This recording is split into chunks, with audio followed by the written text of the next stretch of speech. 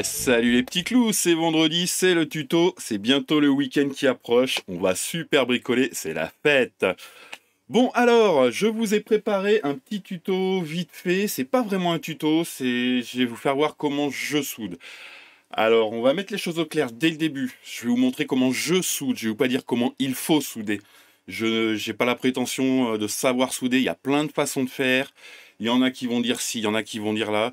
Ceux qui sont pas contents, juste, venez pas me casser les couilles, faites un tuto dans votre coin, voilà.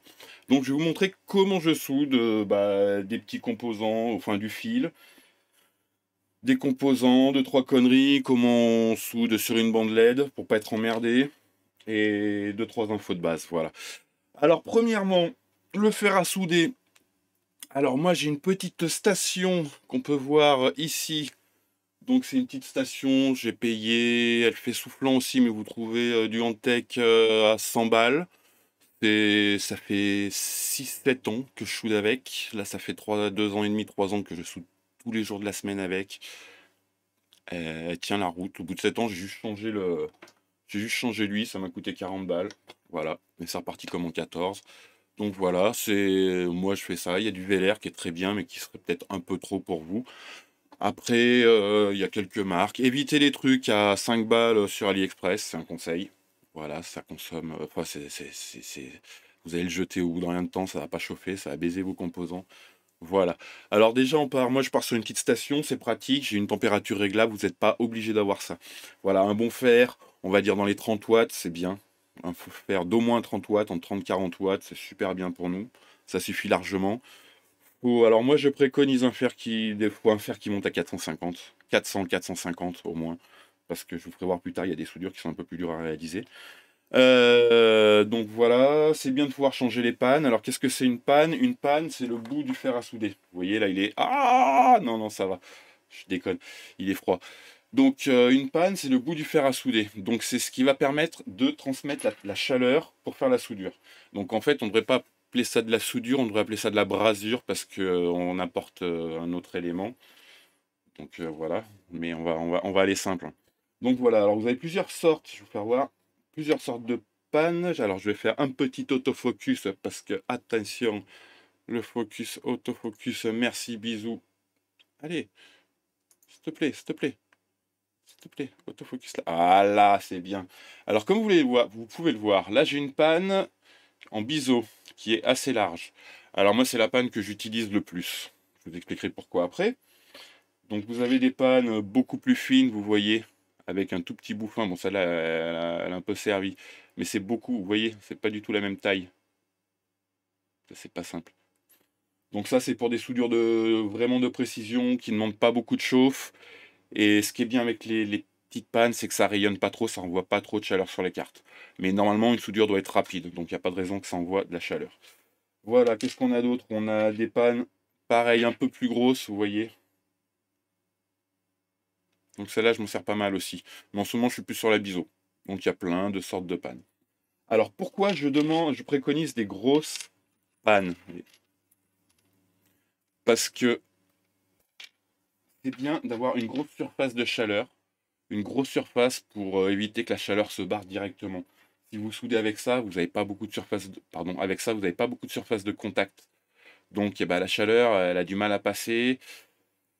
Moi, je soude chaud. Voilà, il y a plusieurs écoles, c'est ce que je vous disais tout à l'heure. C'est pareil, il y a des gens, ils soudent, ils disent c'est 250, 280 degrés. Moi, je soude plus dans les 300, 350, voire plus sur des grosses soudures compliquées avec des gros plans de masse.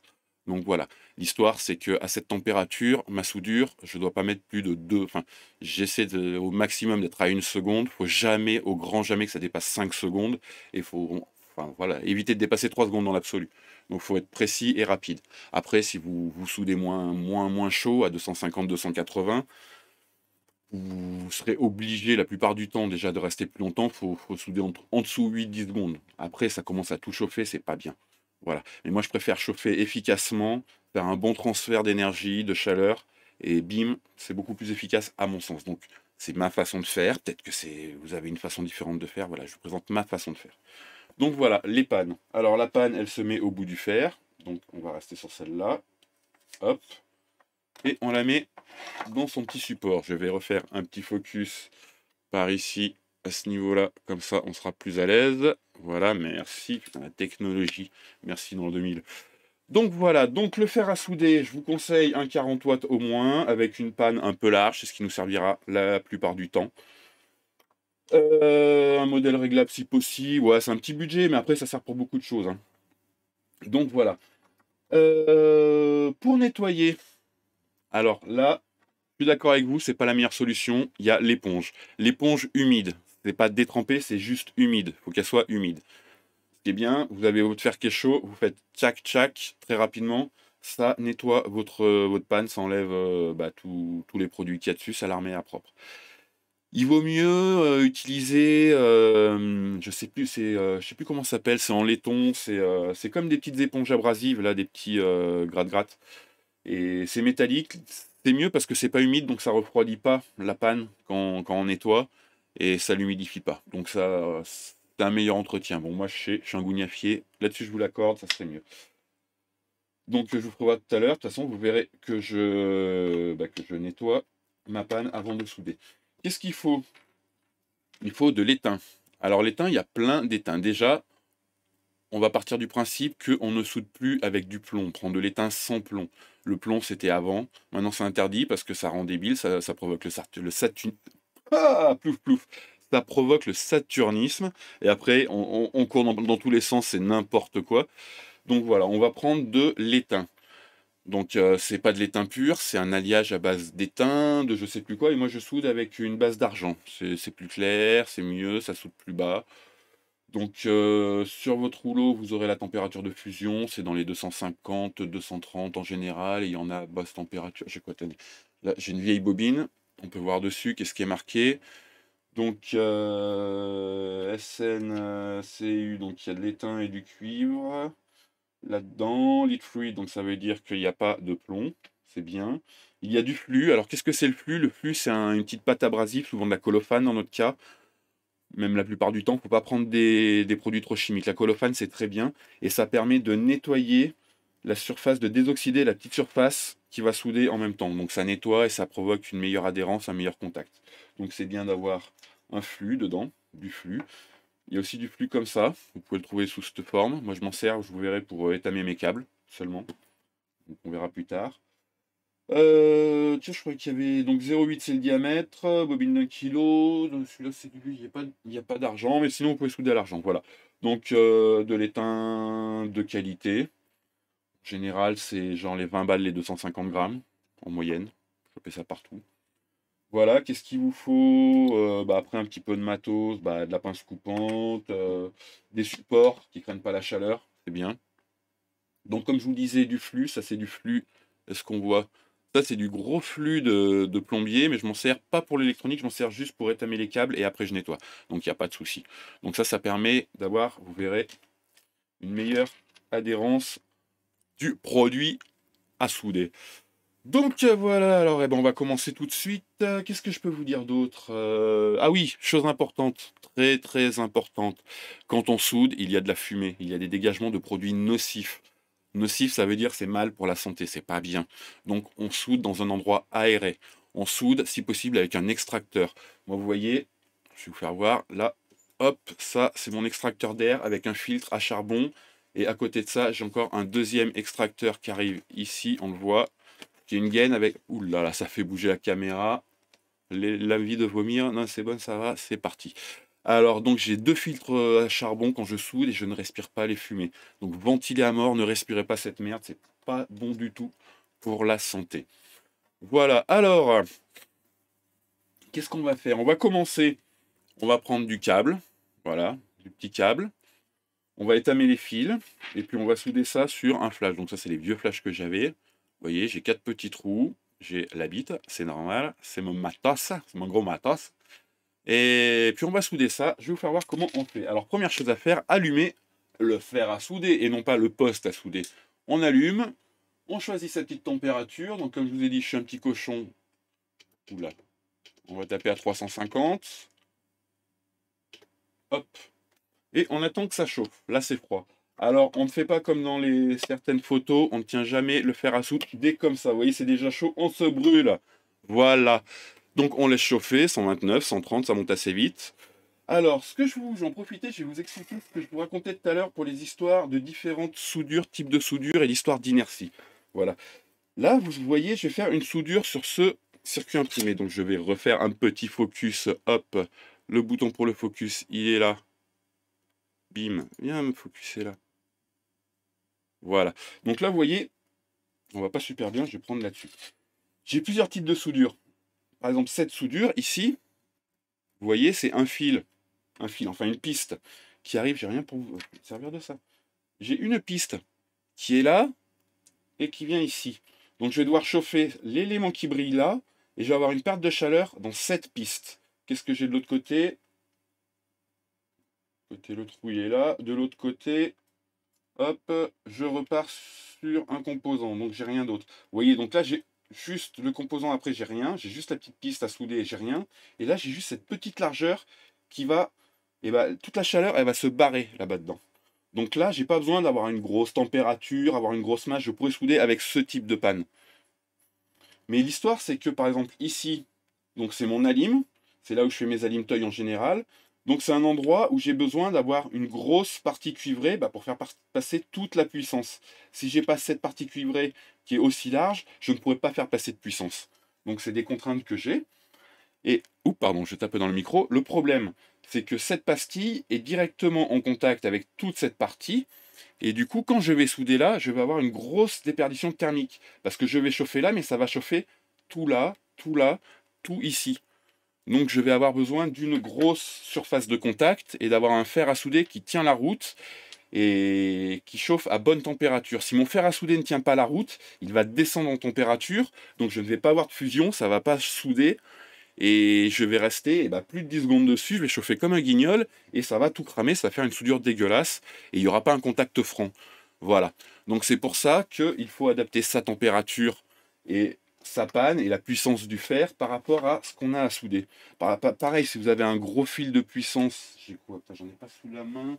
Ah, j'ai ça, tiens, qui traîne, hop. Vous voyez, j'ai ce bout de cap silicone qui est là. Et si j'ai un petit câble, hop, de cette taille à souder, j'aurai pas les mêmes contraintes. Donc là, il me faut une grosse surface. Et là, pas besoin d'avoir beaucoup de chaleur. De plus, ça c'est un câble avec une gaine PVC. Je vais vous faire voir, je suis à 350. Une gaine PVC, le problème, regardez. Si je chauffe, la gaine fond. Et si je chauffe trop le câble, elle se rétracte. Ce qui est bien avec du cap silicone, c'est que je peux chauffer la gaine. Elle ne fondra pas. La gaine silicone, elle tient la chaleur du fer à souder. Vous voyez, j'ai une petite marque noire. Rien. Pot de zob, que dalle. Donc j'aime bien le cap silicone pour ça, parce qu'on peut vraiment bien le chauffer, il accepte, on peut le permettre de... Enfin, ils font pas. J'aime bien le cap silicone, et puis c'est doux au toucher. On dirait la peau de zob de Ludovic Denis, voilà. Bref, passons à d'autres choses. Donc voilà, je vous disais tout à l'heure nettoyer la panne. Donc voilà, la panne est là. Un petit focus en bas. Hop. Je fais comme ça, comme ça, comme ça. Ma panne est propre. Vous voyez, ça brille. Alors, comment on fait? On va commencer par cette chose et le petit câble que je viens de perdre. Non, il est là. Alors, on prend son câble.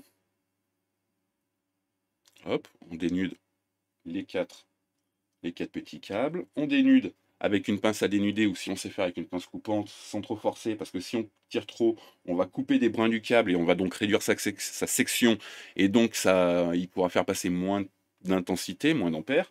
Donc on fait très attention. Hop. Hop. Hop. Hop. Donc vous voyez, je vais refaire un focus pour l'instant, on va garder le focus là-bas. Hop, petit focus sur mes petits câbles, c'est beau. Donc, on prend les quatre petits câbles, on fait en sorte qu'ils soient droits, on torsade un peu, comme ça ils restent bien fins, bien propres. Ah oui, si je fais pas ça dans la caméra, ça va pas marcher. Hop, vous voyez, mes câbles sont propres. Je prends du flux, donc ça se présente comme ça. Vous voyez, c'est dégueulasse. Je mets sur les doigts. Prenez un chiffon aussi, c'est important, un chiffon quand vous soudez. Le chiffon, c'est super important. Ça, c'est la vie. Hein, n'oubliez jamais, c'est la vie. Donc voilà, vous prenez vos petits câbles, hop, bien droit, un peu de flux, Et à ce moment-là, je suis désolé pour vos oreilles, mais je suis content pour ma santé, ça va faire du bruit. Je sais pas si ça s'entend. Ouais, peut-être. Voilà, j'ai mis mon ventilo pour extraire mes fumées. Donc, comme vous voyez, j'ai trempé là, je ferme. Hop, je prends mon étain. Donc, je suis à bonne température, comme vous pouvez voir. Un petit peu de nettoyage. On étame. Voilà, et là, regardez. On voit. À peine je touche. Essayer de faire ça bien devant. Attendez, je vais faire un focus ici. Ah, c'est la galère du focus. Il faudrait que je me fasse un raccourci pour ça. Voilà. Là, on est bien. Je vais bien faire chauffer le truc. Donc, je nettoie. Bim, bam. Je prends un peu d'étain. Et je viens le poser. Donc là, vous voyez. Hop. Hop. Je vais prendre bloc. Hop, voilà. Donc, vous voyez, c'est étamé. Donc, comme je vous le disais, on nettoie.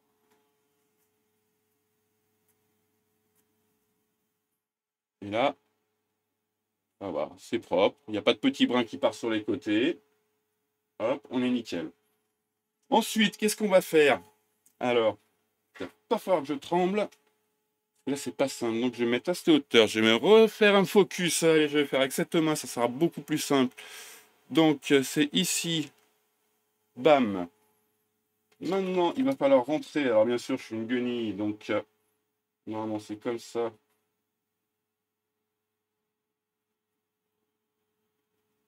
Vous allez voir, je fais une petite subtilité parce que je dois croiser les fils sur les flashs. Donc, j'ai mes couleurs. Au milieu, c'est GR, donc green, red, donc c'est comme ça. Donc, vous voyez, je rentre mes deux fils, je les mets à fleur. Et le but du jeu, alors il y en a qui ont des troisièmes mains. C'est une troisième main, c'est un petit étau avec des espèces de pinces crocodile. Je ne sais pas si vous voyez. Ça permet de tout tenir. Moi, je travaille, voilà, l'habiter le couteau. Hein. C'est tuto à l'arrache, c'est de la soudure à l'arrache.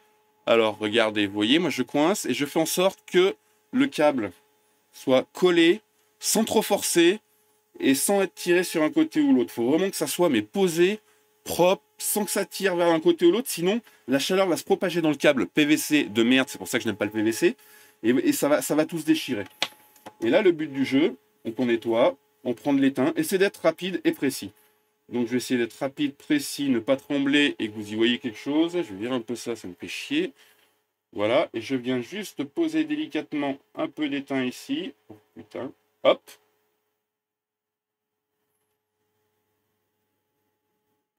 Ah, le focus, il est pas génial. Hop. Alors, on va faire un peu. Voilà. Elle, on nettoie.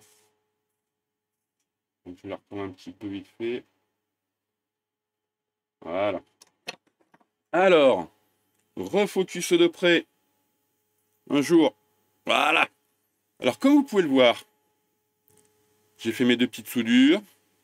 Bon, elles sont pas trop dégueulasses, ça va.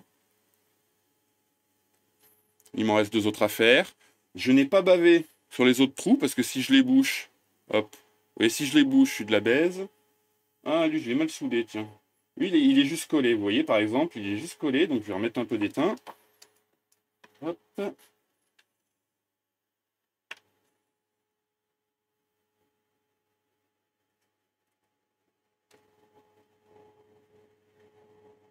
Voilà. Allez. Qu'est-ce que ça dit? Voilà, c'est mieux. Alors, je coupe l'excédent. Hop. Hop. Chouette, hein. Hop, chouette. Je vais la refaire, hein. Excusez-moi, vous voyez. Chaque fois, j'attends que ça refroidisse. Je reste pas plus de 2-3 secondes. Là, je vais peut-être rester un petit peu plus pour insister parce que c'est un vieux composant. J'arrive pas à avoir ma surface de contact. Voilà. C'est un peu mieux. Et bien sûr, j'ai bouché mon autre trou. Donc, je vais vous faire voir comment on débouche un trou. Vous voyez, j'ai bouché l'autre trou. Je vais faire voir comment on débouche un trou. Bref, voilà. Alors, pour déboucher un trou, prenez la pompe à dessouder. Qui est ça? C'est une pompe à vide. Je vais refaire du focus. Hop. Bim. Alors, celle-là, elle est vieille. Elle a au moins 15 ans. Donc, elle est un peu récalcitrante. On la nettoie. On fait comme ça. On chauffe. On pose ça où il y a l'étain. On appuie. Ça aspire. Donc, vous voyez. Là, par exemple, j'ai fait le cochon. J'ai bouché le trou. Je mets ma pompe à dessouder. Je nettoie.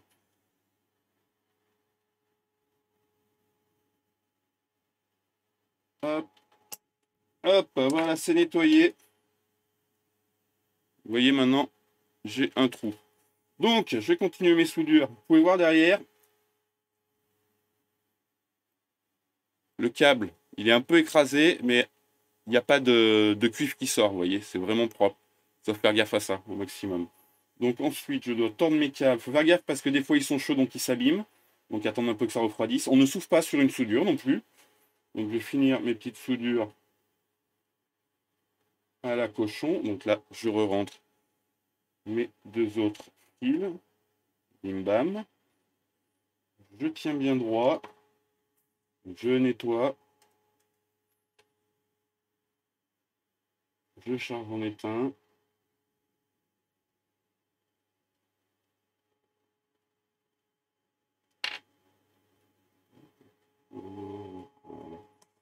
Hop!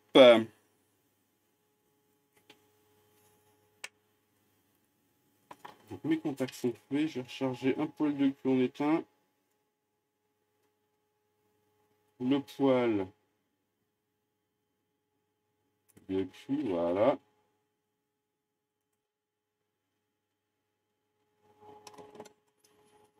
Donc on vérifie toujours derrière.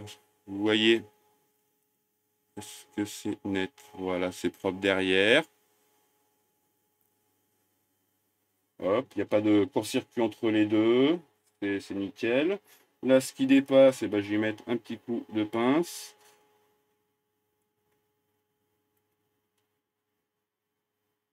Et voilà. Donc là, on a fait une soudure. Ça tient. C'est propre. Voilà, tout simplement. Ça doit briller. Plus ça brille, mieux c'est. Ah. Et quand on coupe, on fait gaffe qu'il n'y ait pas de petits bouts là qui fassent des courts-circuits, on nettoie bien. Voilà.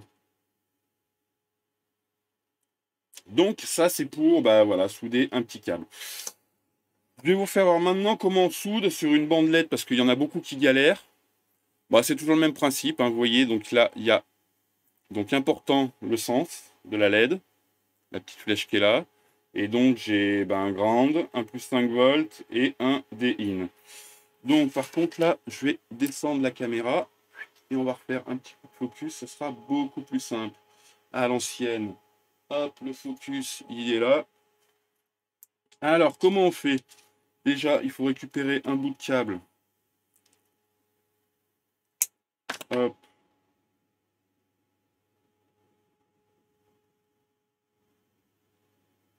Hop, lui on s'en fout. Donc comme tout à l'heure, on prend le câble, on dénude.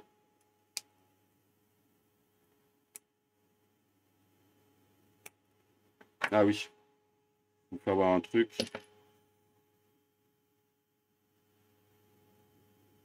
Je mets le flux hop, sur le câble, c'est tout droit, c'est tout propre, je charge.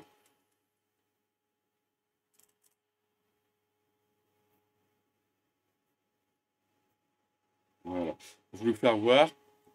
Vous voyez, si je commence à chauffer trop le PVC, la gaine elle recule. Et j'ai perdu un demi-millimètre là. Un peu comme la gencive quand on est vieux, comme les érections aussi. Hein, Ludo.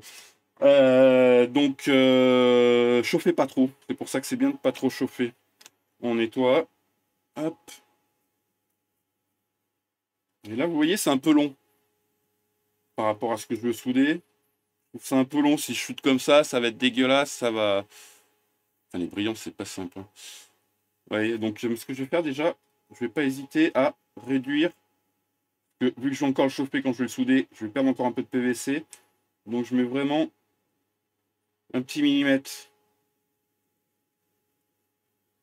Hop, oui. Donc, qu'est-ce qu'on va faire? Déjà, pour simplifier la vie, on va fixer le truc à souder. Comme ça, il ne viendra pas nous casser les baloches. Bim. Un petit bout de barnier. Merci, bisous. Et première chose à faire, eh ben, on va étamer cette partie. Parce que là, on vient d'étamer notre câble, mais on ne va pas aller le souder directement comme des cochons, comme ça. Donc, ce qu'on fait, donc le fer, alors là, l'histoire, c'est qu'il faut vraiment être rapide, parce que dans le cas de ruban LED, c'est du plastique, ça. C'est pas du métal derrière. Ouais, c'est un peu de la caille. Donc, faut vraiment pas chauffer longtemps. Donc, moi, je reste à 350 degrés. J'étame un petit peu. Et donc, tout à l'heure, vous voyez, quand j'ai soudé mes câbles, quand j'ai fait mes soudures, j'étais dans une position pas cool. Donc, j'ai dû me poser d'étain sur mon fer à souder et ensuite coller l'étain. C'est pas comme ça qu'on fonctionne normalement. Normalement, on met un peu d'étain, on chauffe et après on amène la matière sur le métal qui est chauffé, sur la partie qu'on veut souder. Normalement, on la dépose pas sur le fer à souder, on la dépose là où on veut souder pour que ça fonde bien et pour être sûr que cette partie soit complètement à bonne température et que ce soit elle qui fasse fondre l'étain. Donc ça, c'est important. Et tout à l'heure, je vous disais, on ne souffle pas sur une soudure. C'est pareil, si elle est trop froide et tout, ça va faire du mauvais contact, ça fera une soudure sèche, ça sera de la merde. Donc là, on y voit. Je nettoie mon truc, je charge un petit peu. Voilà, pas propre. Faut prendre le temps, hein, bien nettoyer. Hop, ouais, c'est pas pire. On charge un peu, on éteint. Je pose dessus, je charge en éteint, je me retire. Voilà, vous voyez. Je vais vous faire un petit focus de. Je vais souder les trois, je vous fais voir après. Donc là, pareil, on profite de la chaleur. Bim. Et la troisième.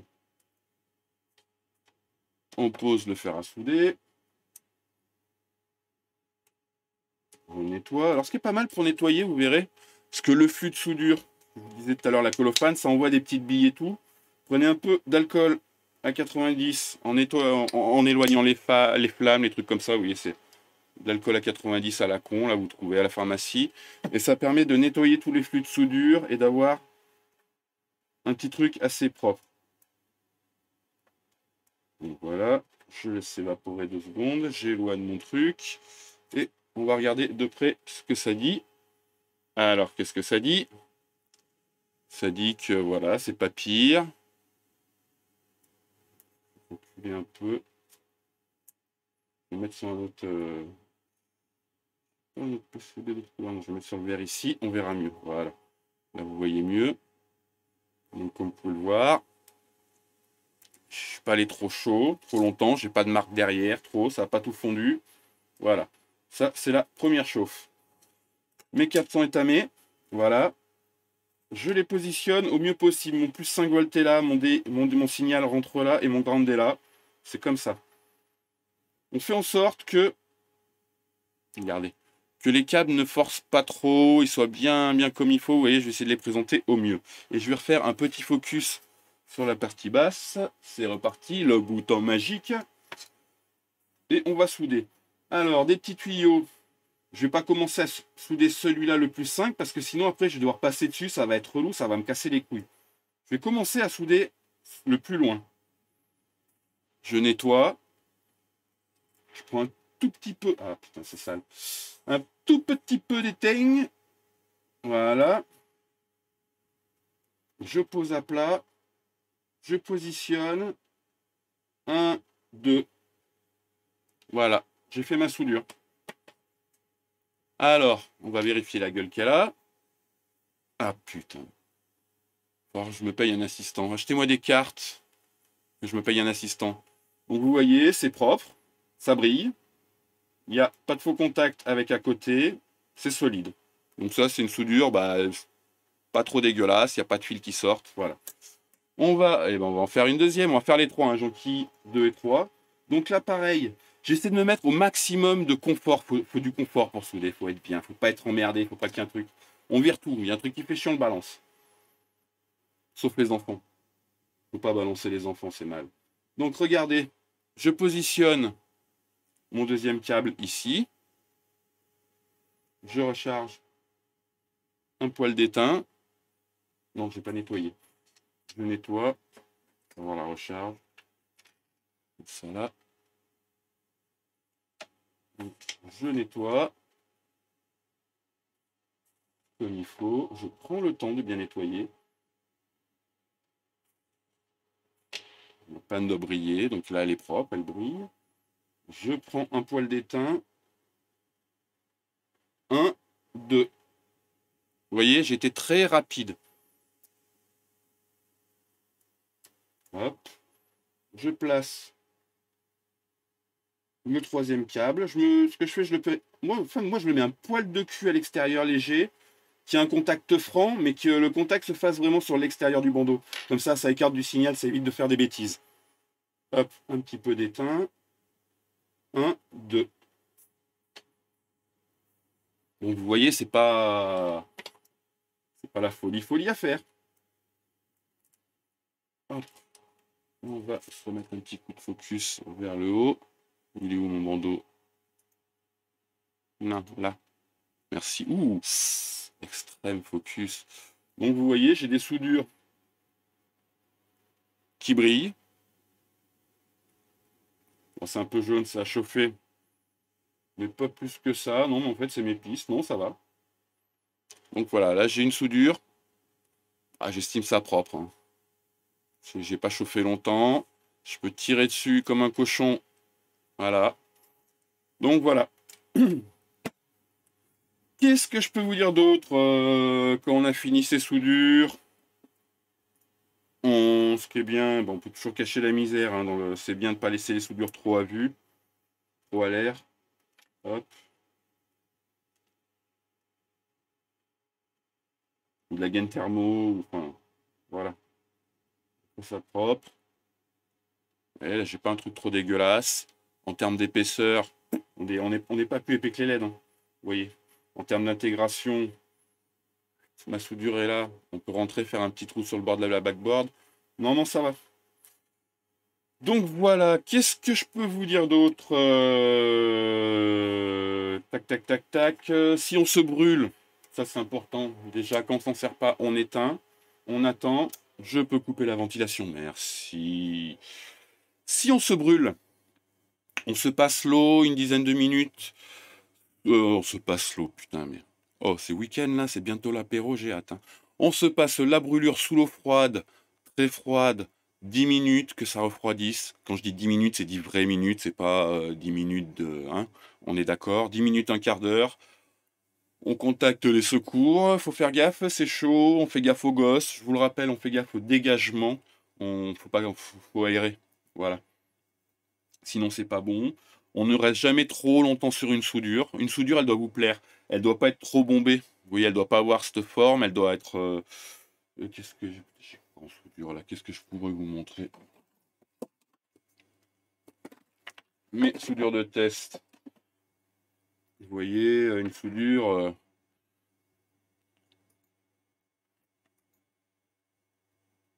C'est des petits tétons.